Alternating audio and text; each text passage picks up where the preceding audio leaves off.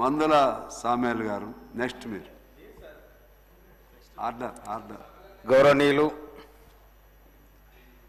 Panel speaker గారికి హృదయపూర్వక ధన్యవాదాలు అవకాశం ఇచ్చినందుకు. యావత్ తెలంగాణ మాదిగ జాతి పక్షాన, మా పసి గుడ్డల పక్షాన, మా యువతరం పక్షాన, మా కష్టజీవుల పక్షాన వేలాది సంవత్సరాలుగా అణగబడి అణిచివేయబడి విముక్తి కలిగించిన రాష్ట్ర ముఖ్యమంత్రి వర్యులు రేవంత్ రెడ్డి గారికి నా జాతి పక్షాన హృదయపూర్వక ధన్యవాదాలు తెలియజేస్తా ఉన్నా. నిజంగా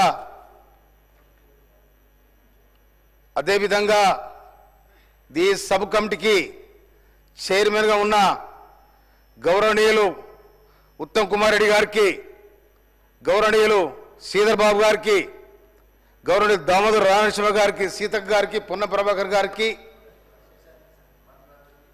షమీం అఖ్తర్ గారికి ఈ సభ ద్వారా నేను హృదయపూర్వక ధన్యవాదాలు తెలియజేస్తా ఉన్నాను. నేను ఎలా 30 సంవత్సరాలు పోరాటం కాదు ఇది.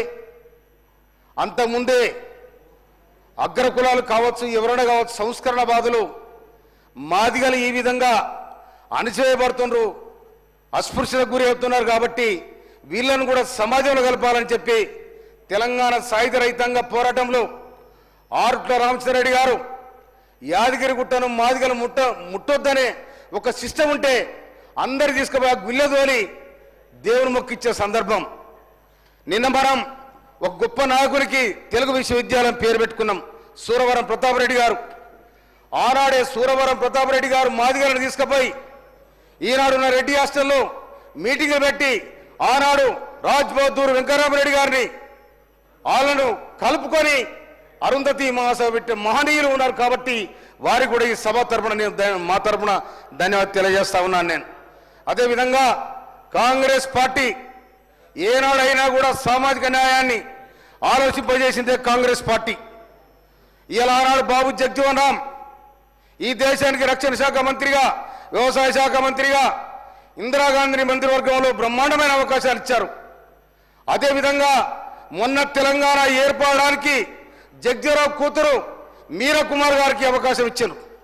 కనుక కాంగ్రెస్ పార్టీ ఇలా అయితే ఇలా తెలంగాణలో కానీ ఆంధ్రప్రదేశ్లో కానీ ఎవరికన్నా మాలమాదిగల భూములు ఉన్నాయి, అవకాశం ఉన్నాయి, ఇన్నున్నాయంటే ఒక కాంగ్రెస్ పార్టీ చేసింది తప్ప ఎవరు చేయలేదు.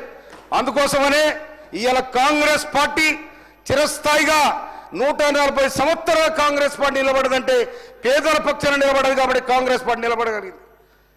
అందుకోసమనే ఇవాళ మా మాదిగలు, లక్షలాది మంది మాదిగలు ఈ సమాజానికి ఇవాళ ఈ 30 సంవత్సరాలు 40 సంవత్సరాల ఉద్యమం నిలబడదంటే మాదిగలు ఉట్టిని అడుగుతలేరు, ఈ సమాజానికి సేవ చేసిన మాదిగలు.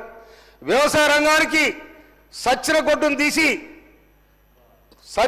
తీసి తోలొలిసి దాన్ని ఊని ఇవాళ మోడబొక్కెరకు తొండమైండు, ఇవాళ కాలుకు చెప్పైండు, పెళ్లికి డప్పైండు. కనుక మాదిగ జాతి మహోన్నతమైన ఈ సమాజానికి సేవలు అందించింది. కాబట్టి ఇవాళ ఇంకో మాట కూడా చెప్తున్నా నేను, ఇవాళ మనమంతా రంగులేసుకుని వచ్చే నెత్తికి. కానీ ఆనాడే ఈ దొరలకు దాతలకు చెప్పులు కుట్టినాడు, ఆ చెప్పులు తోడు తెల్లగుంటే దానికి రాసిన రంగు అది ఈరగాసు. ఇవాళ మనం నెత్తికేసుకుంటాం ఆ ఈరగాసు. ఇంకోటి ఆ తోలు ఊనాలంటే ఆ టెక్నికల్ ఆనాడు మాదిగోడికి తెలుసు తప్ప ఎవరికి తెలియదు.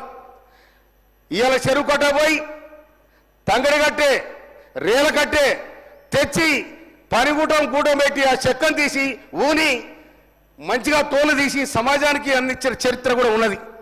అందుకోసమే ఈ మాదిగ జాతి ఎక్కడ కూడా ఇవాళ ఎడ్లకు పట్టెలు కుట్టింది కూడా మాదిగ జాతి. వ్యవసాయ రంగంలో అన్నిట్లో కూడా వ్యవసాయ రంగం అన్ని ఉత్పత్తులలో ఇవాళ గౌన్లకు ముస్తాదు కుట్టింది మాదిగోళ్ళు.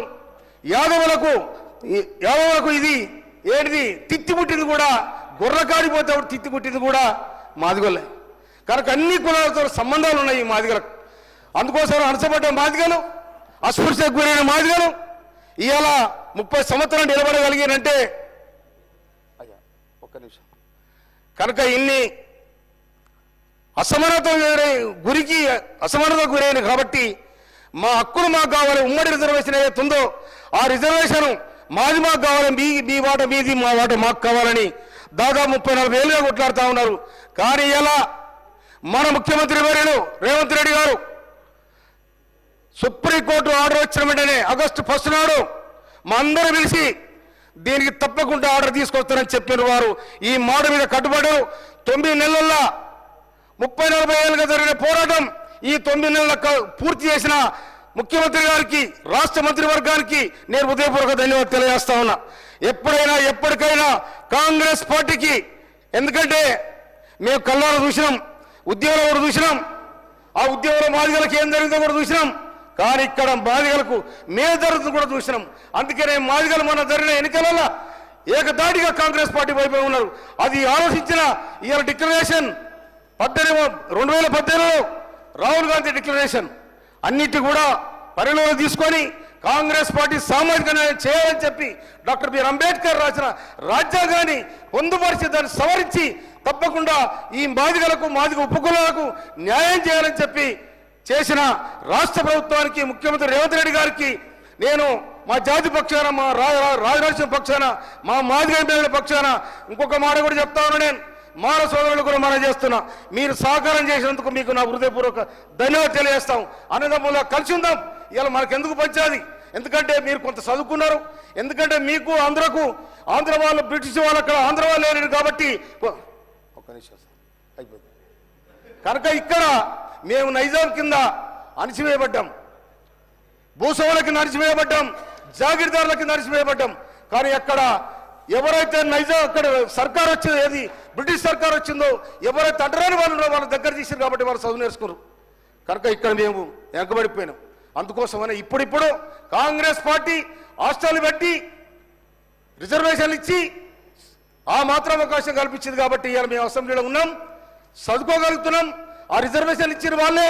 అందుకోసమే కాంగ్రెస్ పార్టీ ఎప్పటికైనా కాంగ్రెస్ పార్టీకి మాదిగలు, మాదిగ ఉపకులాలు, మాలలు కూడా తోడురని చెప్పి నాకు ఈ అవకాశం ఇచ్చినందుకు మీకు హృదయపూర్వక ధన్యవాదాలు తెలియజేస్తూ, గౌరవ ముఖ్యమంత్రి గారు సభలో ఉన్నారు.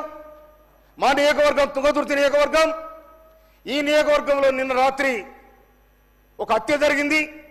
దాని మీద సీరియస్గా తీసుకోవాలని చెప్పి స్పీకర్ ద్వారా గౌరవ ముఖ్యమంత్రి గారికి నేను విజ్ఞప్తి చేస్తాను. ధన్యవాదాలు సార్.